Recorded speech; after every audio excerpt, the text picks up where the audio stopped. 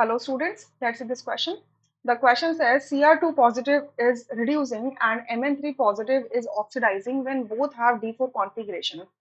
So यहाँ पे चार स्टेटमेंट लिखे हैं, first, second, third, fourth. Which of the above statements are correct?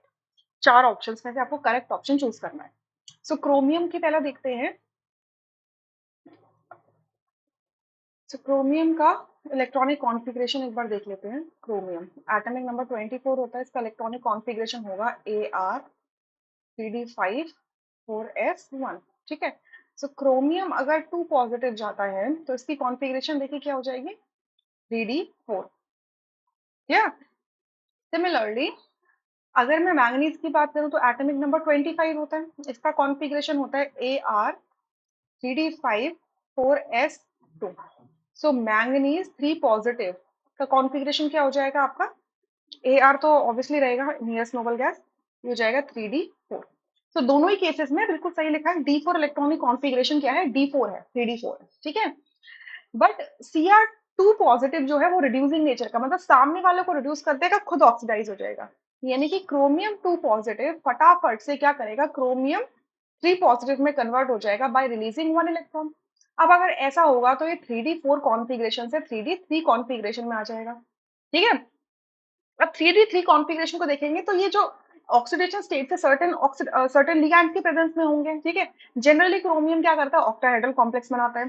सो अगर 3d3 को देखेंगे तो इसमें जो ऑक्टाहेड्रल एनवायरनमेंट के अंदर जो 5 डीजेनरेट ऑर्बिटल्स होते हैं वो दो सेट्स में स्प्लिट होते हैं, T2G में एंड EG में. ये हो जाएगा EG सेट और ये हो जाएगा T2G सेट.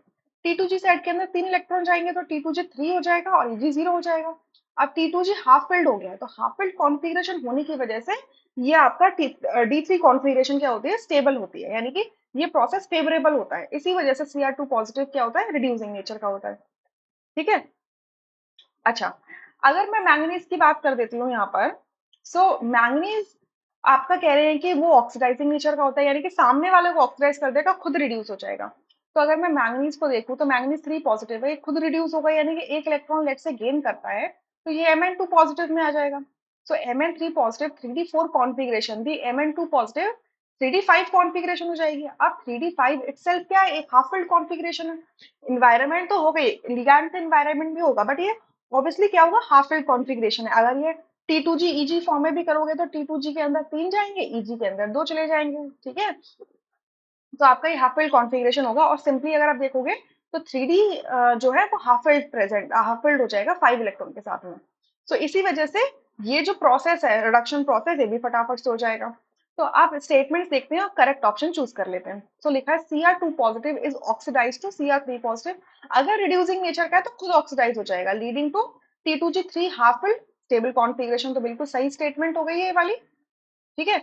सेकंड में लिखते हैं Cr3 positive is reduce to Cr2 positive. अगर Cr3 पॉजिटिव तो हमारा बन ही नहीं रहा, हम तो Cr2 पॉजिटिव की बात कर रहे हैं ना, तो इस वजह से आपका सेकंड स्टेटमेंट को मैं फॉल्स बोल देती हूँ. थर्ड में Mn3 positive is reduced to Mn2 positive with D5 configuration, बिल्कुल सही है, अभी हमने देखा कि ऐसा हो रहा है. एंड यहाँ पे Mn2 positive is oxidise to Mn3 positive with D5 configuration. तो देखिए अगर ऑक्सीडाइज की बात भी करेंगे तो भी D5 कॉन्फ़िगरेशन नहीं आएगी, D4 कॉन्फ़िगरेशन होगी Mn3 पॉजिटिव की. तो ये स्टेटमेंट क्या है, फॉल्स है. सो यहाँ पे करेक्ट स्टेटमेंट है first and third. So A option आपका करेक्ट हो जाएगा, rest options are incorrect. I hope you understood. Thank you.